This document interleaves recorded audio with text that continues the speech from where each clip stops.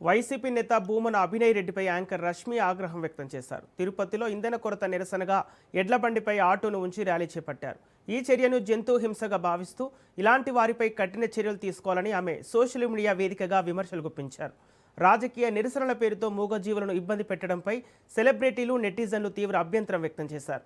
Auto మనుషుల బరువు మోయలేక ఇబ్బంది పడుతున్న తీరును గమనిస్తూ మూగజీవుల పట్ల అమానుషంగా ప్రవర్తించిన వారిపై చర్యలు తీసుకోవాలని పెటా ఇండియా వాళ్ళు ఇది గమనించి చర్యలు తీసుకోవాలని రష్మి డిమాండ్ చేశారు.